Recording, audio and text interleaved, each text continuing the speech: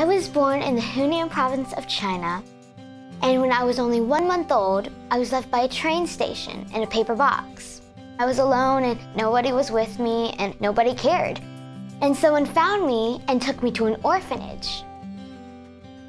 Chuck and I were married in '82, and then our son Brad was born in '84. And a year and a half later, we lost a second son at birth. So we spent the next 16 years contemplating the idea of adoption. We just had this feeling that our family wasn't complete. So in 2000, we adopted our first daughter, Caitlin, and she's now 15.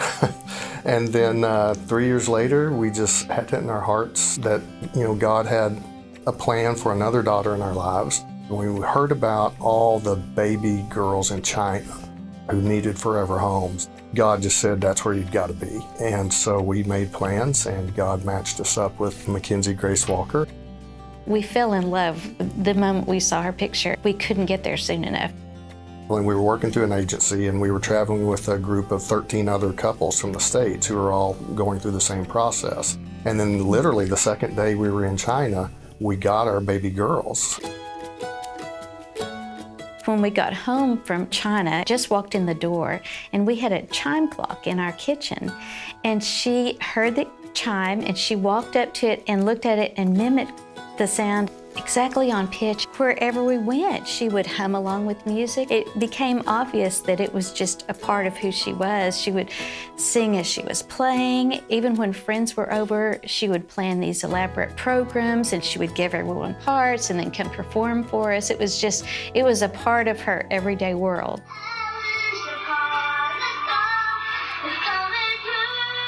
I honestly don't remember a time I never sang. I started singing everywhere. Mackenzie has got an opportunity to sing really from the time she's been about 5 years old.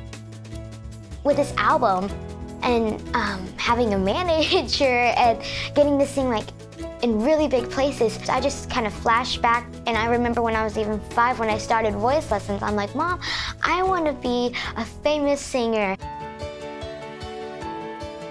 The first time she walked out on that big field, and she was, 50 pounds, this tiny little girl, and my heart is pounding, it's overwhelming, and she walked out and just belted it. This will actually be her 3rd year to do the anthem at a Houston Astros game. She's singing such an incredible song in front of, this huge audience of, 40, 50,000 people. To hear that little voice just boom out over the loudspeakers, as a parent, you just can't help but your heart just swell.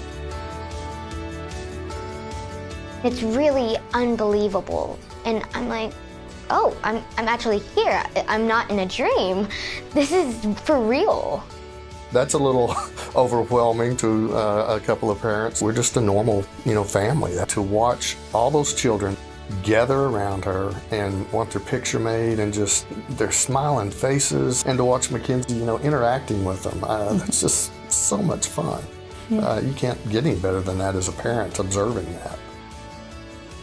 Mackenzie can go out and help children and help, spread the love of Jesus throughout the world. It's not only what she wants to do and what we want for her, it's our obligation, it's our calling.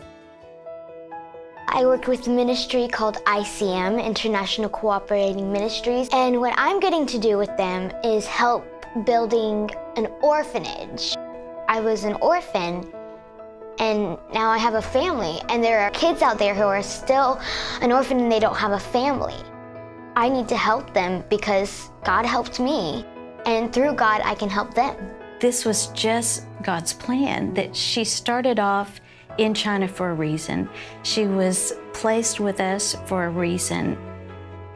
One of my favorite verses is Jeremiah 29:11. I know the plans I have for you, plans to give you hope in the future. And that verse means so much to me because it's actually happening to me. God is with you, and He has a plan for every single one of you. And it's so much bigger when it's God's plan.